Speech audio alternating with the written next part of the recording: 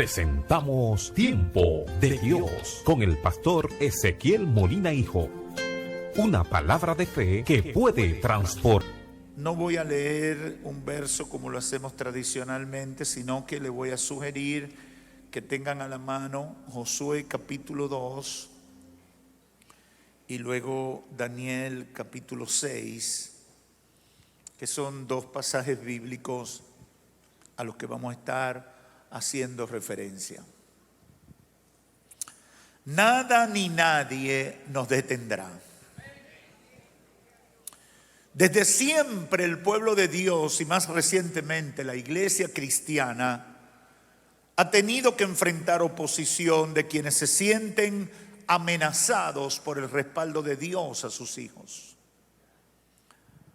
Toda la Biblia está llena de hechos trascendentales donde vemos cómo se levantan opositores, donde vemos cómo se levantan enemigos, adversarios, gente que hace la guerra contra la gente de Dios, pretendiendo destruirlos, pretendiendo detenerlos o evitar que sean testimonios vivientes del respaldo divino. Y hoy, con la ayuda del Espíritu Santo, yo quiero que reflexionemos sobre esta declaración que sirve como título de este mensaje: nada ni nadie nos detendrá. Creo que es una palabra oportuna. Creo que también es una palabra necesaria para levantar el ánimo de aquellos que se sienten acorralados por la maldad o por los enemigos de Dios en estos tiempos. Yo no sé si a usted le ha pasado cuando uno oye tantas cosas malas que se vienen sobre el mundo, cuando uno escucha tantos planes diabólicos, satánicos, que usted siente que van como rodeando todo en este tiempo. Uno dice, pero Dios mío, este ambiente, esta temporada, las cosas se están poniendo como que no se puede respirar esperanza alguna. Uno escucha los planes de algunos gobernantes o algunos que quieren dirigir naciones. Usted dice, pero 20 o 30 años atrás alguien decía eso y lo linchaban. Pero hoy lo dicen como una muestra de adelanto, como una muestra de una mentalidad avanzada, o como le llaman equivocadamente, progresista. Yo creo que es una de las cosas más terribles utilizar la palabra progresista para algo que es tan atrasado. Pero así se venden. Y son de las manipulaciones del lenguaje que tienen a mucha gente confundida hoy en día.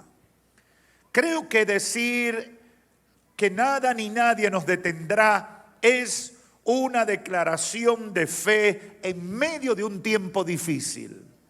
Y creo que esta palabra es oportuna y necesaria para levantar el ánimo de aquellos que se sienten acorralados por la maldad o por los enemigos de Dios en estos tiempos.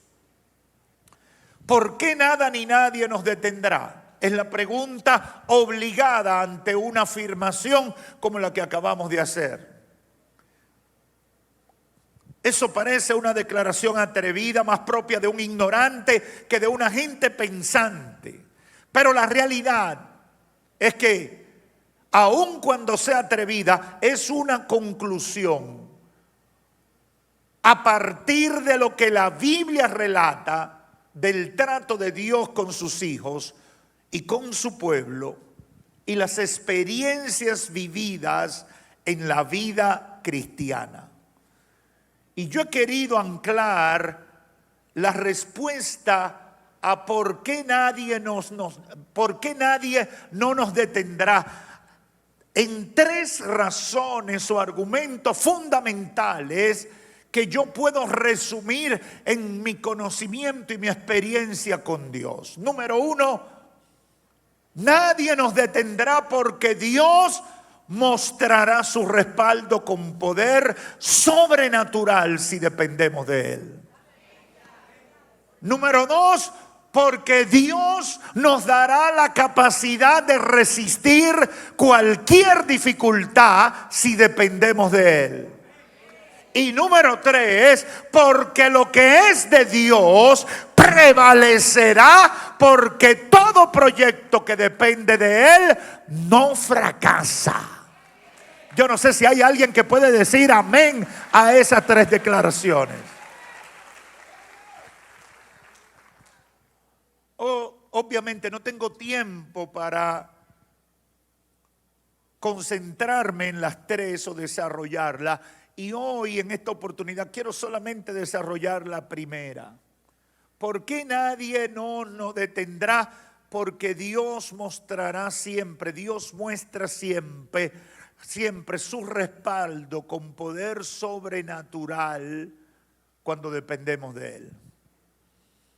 Creo que uno de los grandes retos que tienen los cristianos del siglo XXI es entender que Dios es real. ¿Se recuerdan esa alabanza que popularizó Dani Berríos en los 80? Mi Dios es real.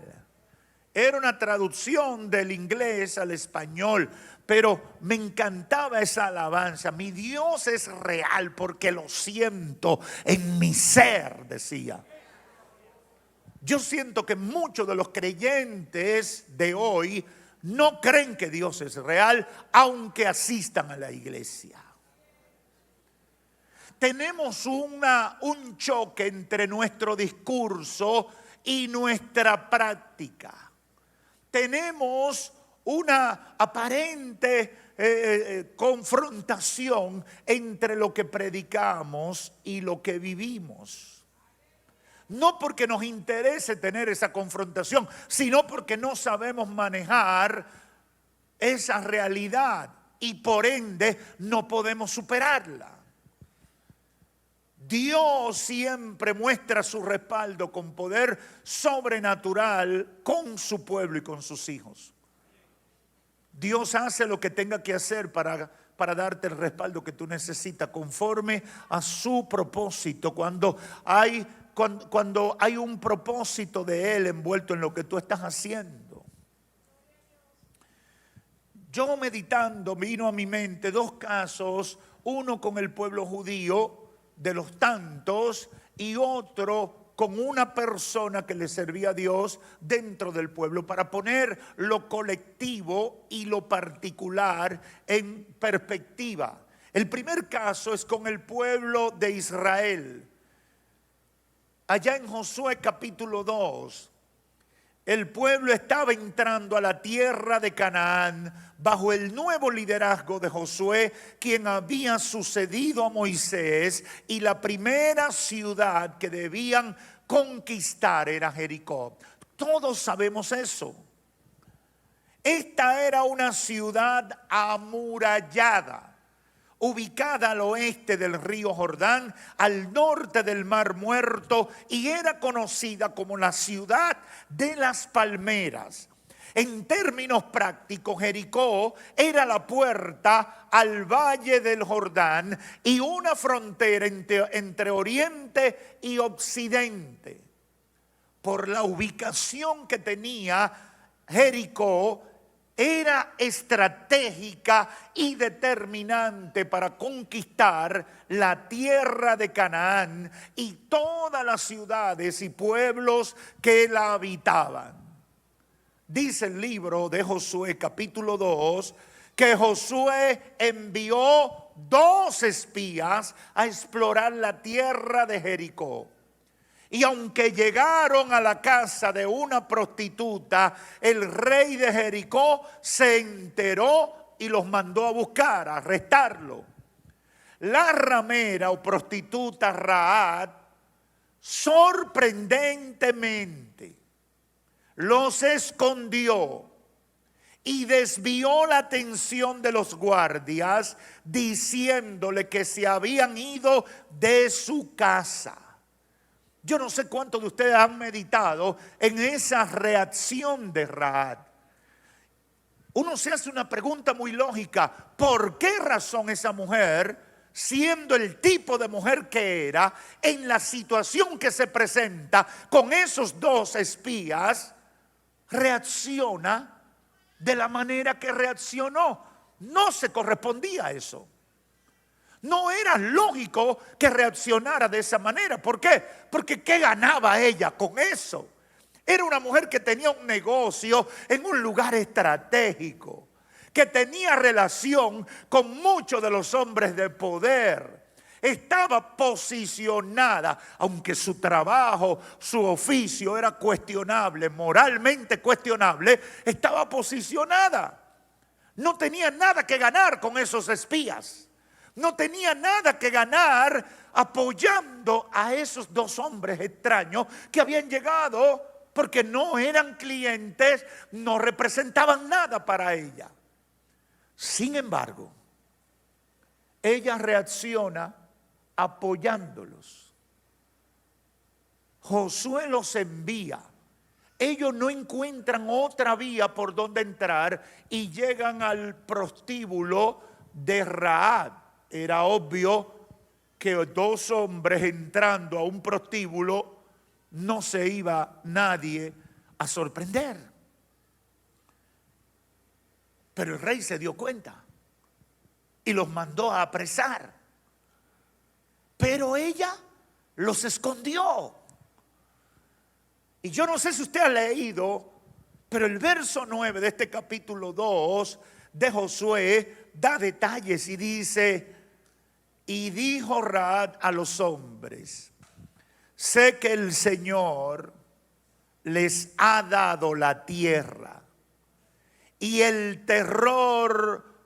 que el terror vuestro ha caído sobre nosotros, y que todos los habitantes de la tierra se han acobardado ante ustedes, porque hemos oído cómo el Señor secó el agua del Mar Rojo delante de ustedes cuando salieron de Egipto, y de lo que hicisteis a los dos reyes de los amorreos que estaban al otro lado del Jordán, a Sehón y a Og, a quienes destruisteis por completo. Y cuando lo oímos, se acobardó nuestro corazón, no quedando ya valor en hombre alguno por causa de vosotros, porque el Señor vuestro Dios, Él es Dios arriba en los cielos y abajo en la tierra. Usted diría, esa es una pastora que está hablando. Usted diría, es una sierva la que está hablando. No, es una prostituta. ¿Usted está entendiendo? Ahí es que yo veo la grandeza del poder de Dios. Quien está hablando no es una mujer de Dios. Es una prostituta en ejercicio. Y de repente reacciona de esta manera. Y no solamente le dice ese ambiente, esa atmósfera que había en Jericó, sino que en el verso 12 en adelante hace un pacto de fe con los espías y le dice: ahora pues, juradme por el Señor, ya que os he tratado con bondad, que ustedes trataréis con bondad a la casa de mi padre. Y dadme una promesa segura de que dejarán vivir a mi padre y a mi madre, a mis hermanos y a mis hermanas, con todo lo suyo, y que libraréis nuestras vidas de la muerte. Ella estaba dando por sentado que ellos iban a conquistar a Jericó antes de que sucediera. Ella estaba asegurando que la victoria era del pueblo de Dios antes de que pasara lo que iba a pasar. Y los hombres, los espías, dijeron: nuestra vida responderá por la vuestra. Si no revela nuestro propósito, y sucederá que cuando el Señor nos dé la tierra, te trataremos con bondad y con lealtad. Y si usted conoce ya la historia bíblica, va a ver que el Salvador, que Rahab está en la línea genealógica del Salvador. Pero sorprendente. ¿Quién trató con Rahab? ¿Quién preparó a Rahab? ¿Quién modificó el pensamiento de Rahab? ¿Quién la convirtió de una enemiga natural a una colaboradora especial? Aleluya, aleluya.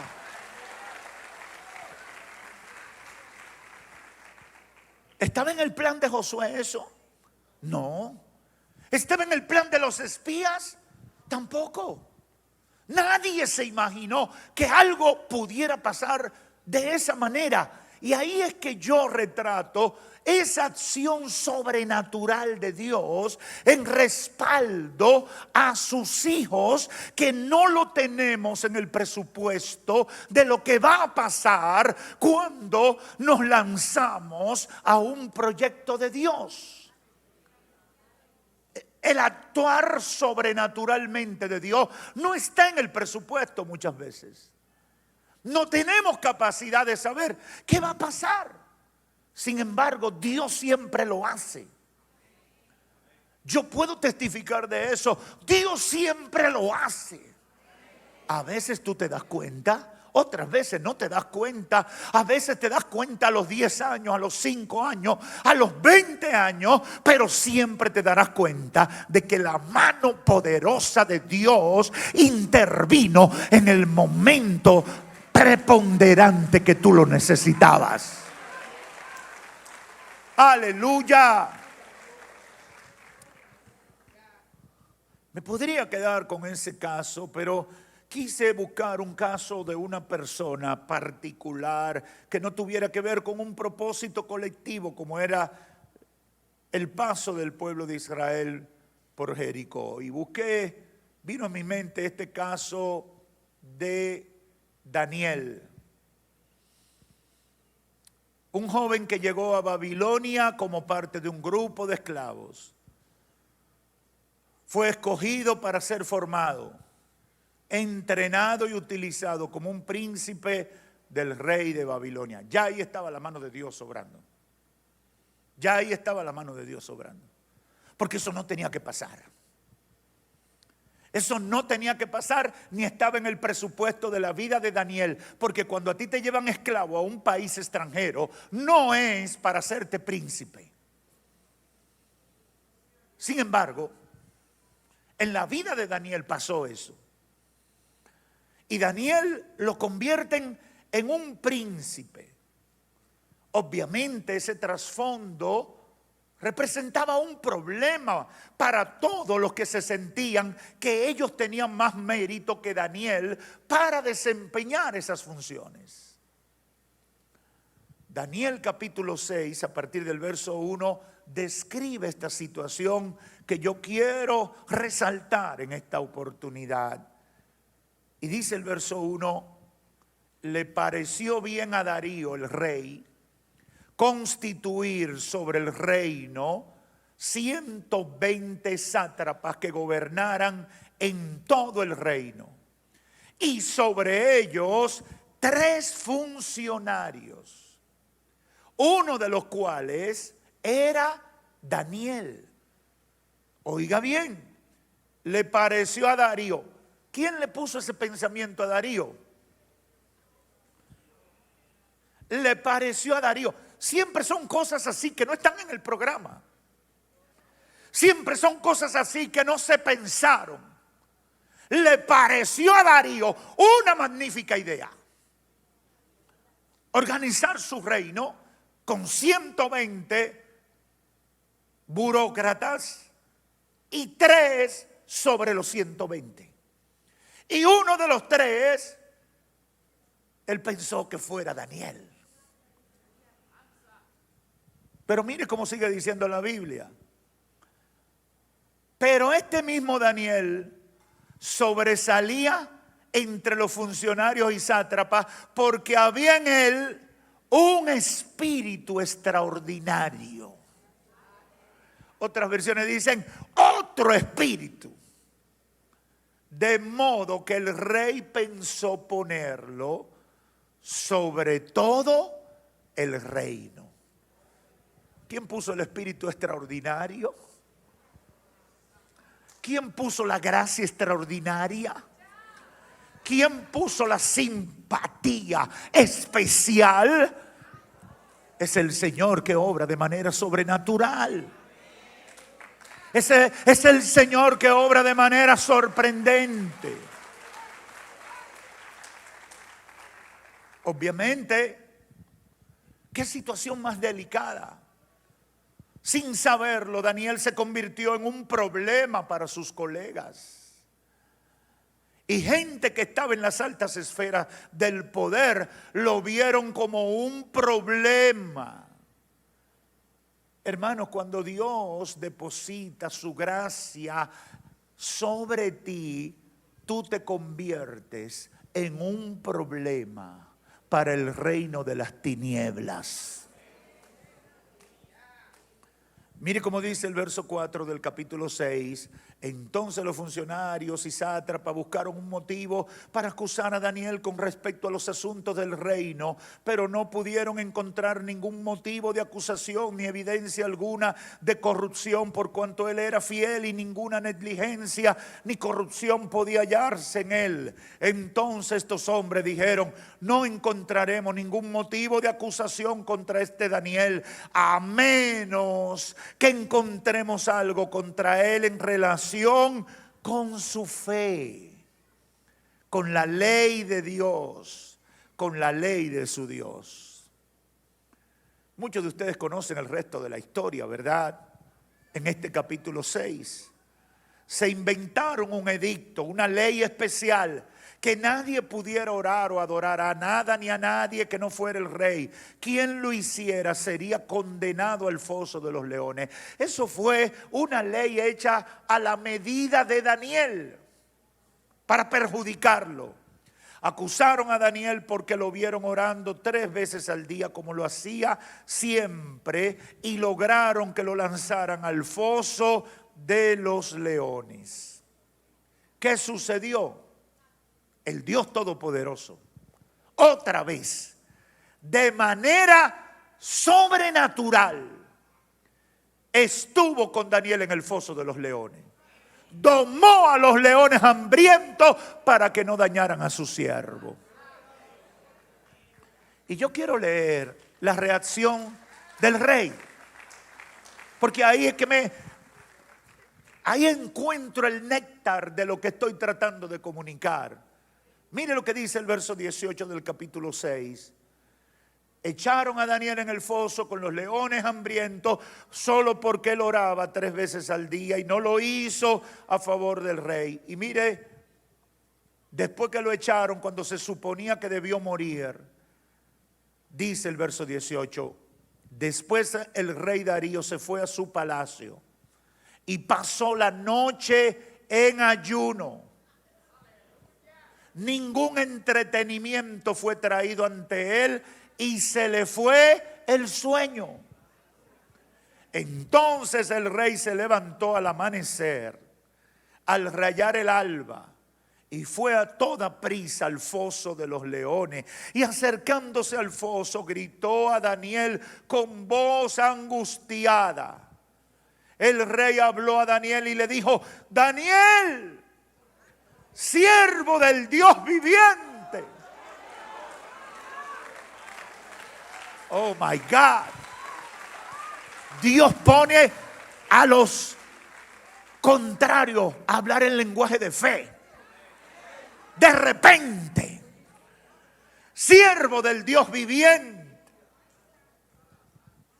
Daniel, siervo del Dios viviente, tu Dios a quien sirves con perseverancia, ¿te ha podido librar de los leones? Entonces Daniel respondió al rey: oh rey, vive para siempre. Mi Dios envió su ángel que cerró la boca de los leones. Y no me han hecho nada, porque fui hallado inocente ante él, y tampoco ante ti, oh rey, he cometido crimen alguno. Entonces el rey se alegró mucho y mandó a sacar a Daniel del foso. Cuando Daniel fue sacado del foso, no se encontró en él lesión alguna, porque había confiado en su Dios.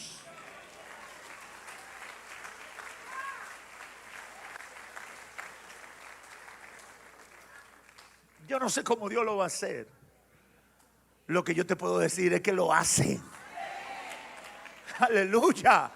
Aleluya. Yo no sé si tú entiendes. Yo no sé cómo Dios lo va a hacer. Lo que sí te puedo decir es que Él lo hace. Él lo hace. Pudiera decir muchas cosas, pero yo quiero terminar el culto temprano hoy. Porque estamos de cumpleaños. Pero quiero decirte dos cosas finales sobre todo esto. Número uno, nada ni nadie nos detendrá cuando somos parte del pueblo de Dios y dependemos de su poder. Porque el mismo Dios se encargará de obrar de manera sobrenatural en y alrededor de nuestros enemigos. Nada ni nadie nos detendrá si dependemos de Dios. Si dependemos de Dios. Y por eso yo le puse la colita, si dependemos de Dios. Porque muchas veces nosotros hacemos la declaración de fe, nada ni nadie nos detendrá, pero entonces comenzamos a actuar en nuestras propias fuerzas, con nuestros propios métodos, con nuestras maneras, como diríamos los dominicanos, con nuestro tigueraje.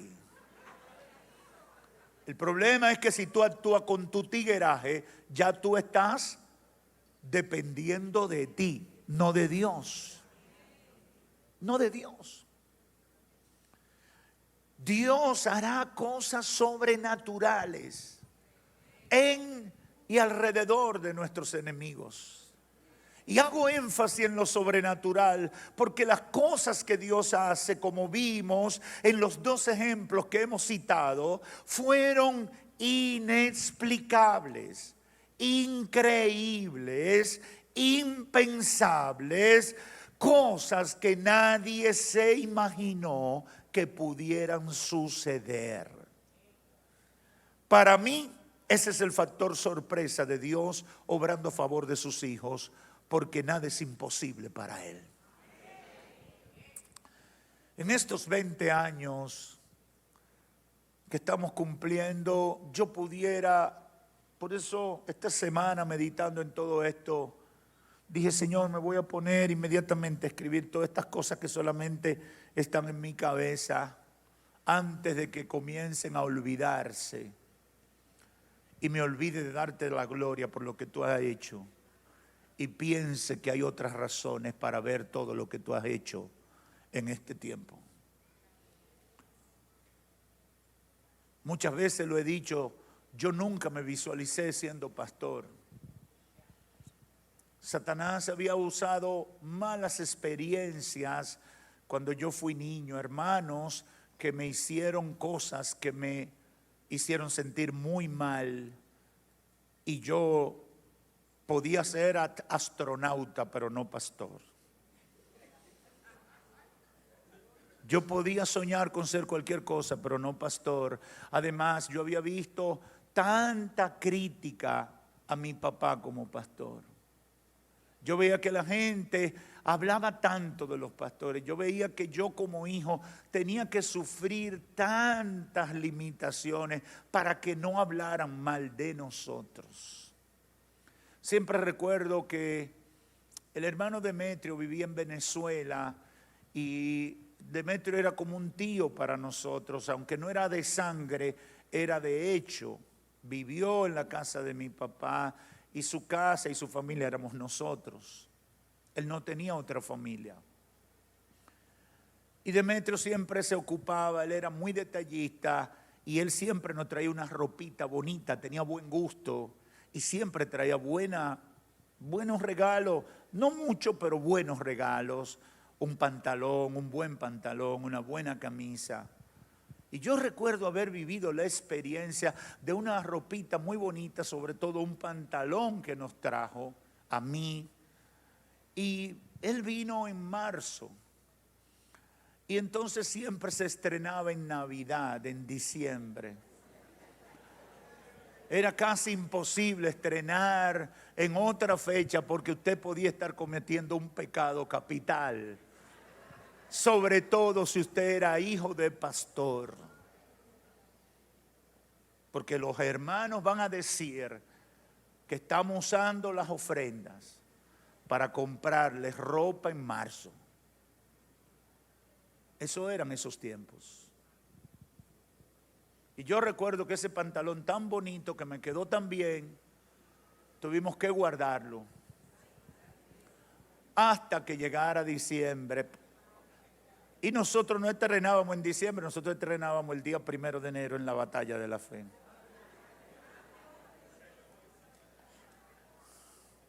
Yo tenía un problema. Yo crecía demasiado rápido.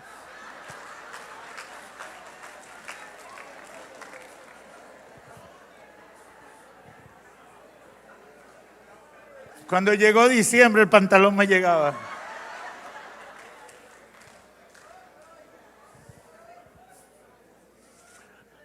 Usted se ríe, hermano. Usted se ríe. Pero un niño de 12 años, de 11 años, de 10 años, eso no le da risa. Ni le daba risa, eso lo marcaba. Eso lo marcaba. Muy fuerte. Y por eso yo le digo a la gente, no critiquen tanto a los pastores. Porque por eso hay países, muchos países, Europa, Estados Unidos, donde cada día más los pastores abandonan el ministerio. No quieren ser pastor y los seminarios se quedan vacíos porque no hay jóvenes que quieran serlo. Porque la gente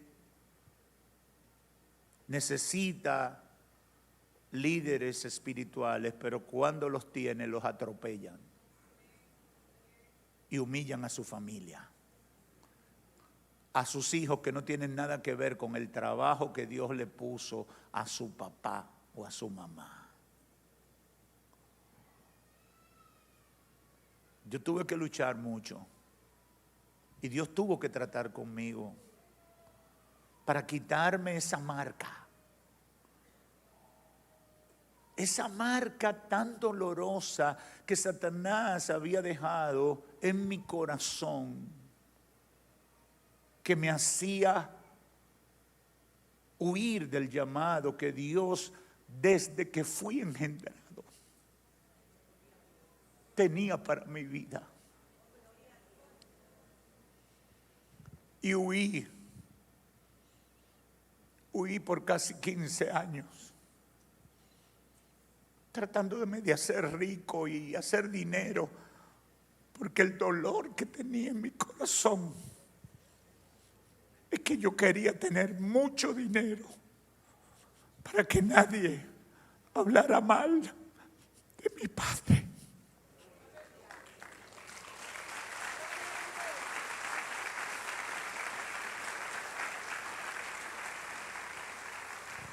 Yo decía en mi corazón, yo voy a ganar mucho dinero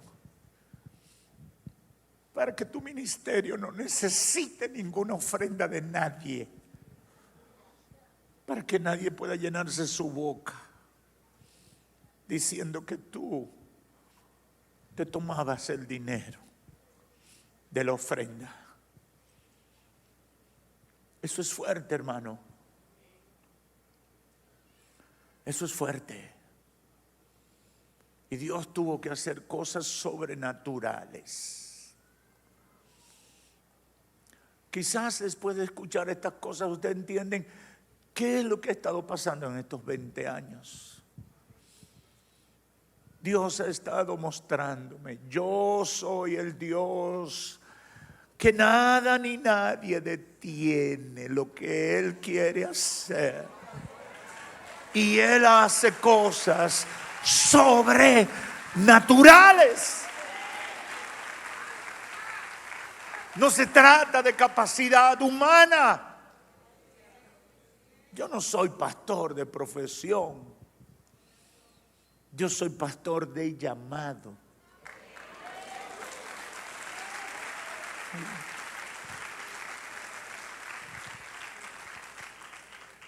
Dios mostrará su poder para demostrar que Él está respaldando algo, que a nadie le quepa la duda.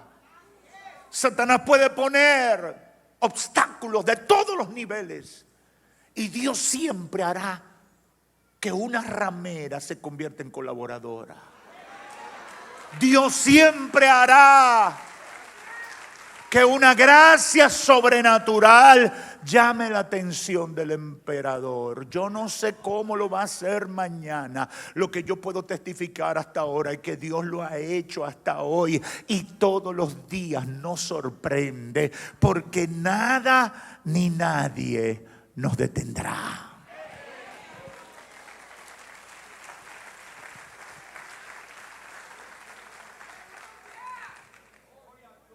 En el caso de Jericó, las noticias de lo que Dios había hecho con su pueblo fue la herramienta que Dios utilizó para atemorizar a los enemigos. Y luego un potente terremoto. Piensen en eso. Ninguna son tácticas de guerra. Ninguna son armas convencionales. Un terror, un miedo se le metió a la gente de Jericó. Y un temblor de tierra que derribó los muros. Dios obrará de manera sobrenatural. En el caso de Daniel, de manera sobrenatural lo libró de 2 grupos de fieras hambrientas. Alguno me corregirá y dirá: pastor, se equivocó. Yo sabía que usted se iba a equivocar. Fue nada más de los leones, no, fue de 2 grupos de fieras hambrientas. De los leones de 4 patas. Y de los leones de 2 patas.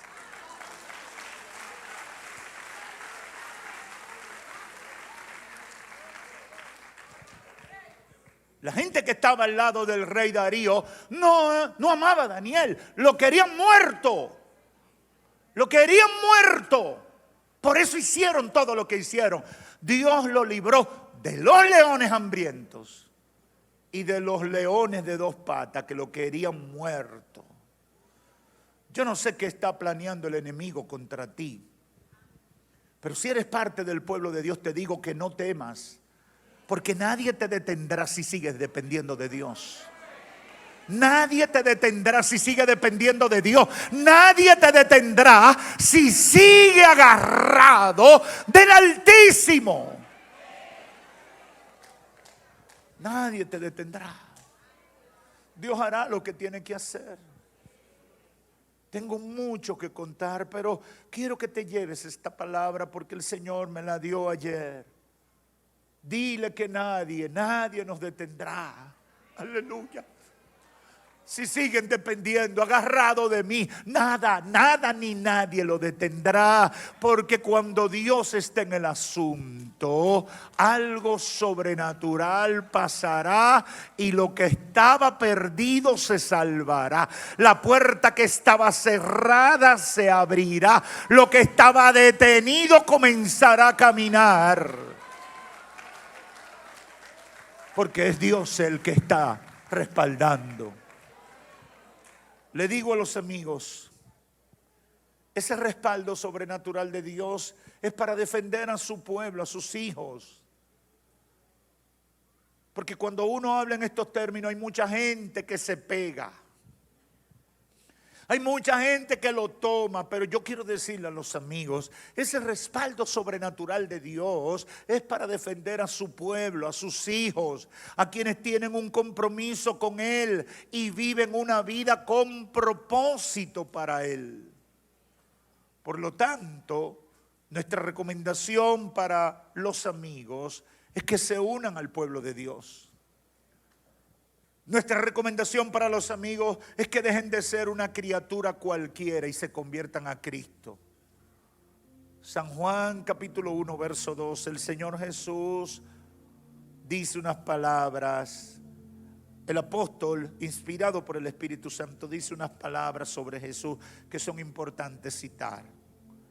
Cuando él declara: pero a todos los que le recibieron, les dio el derecho de llegar a ser hijos de Dios, es decir, a los que creen en su nombre. Hemos presentado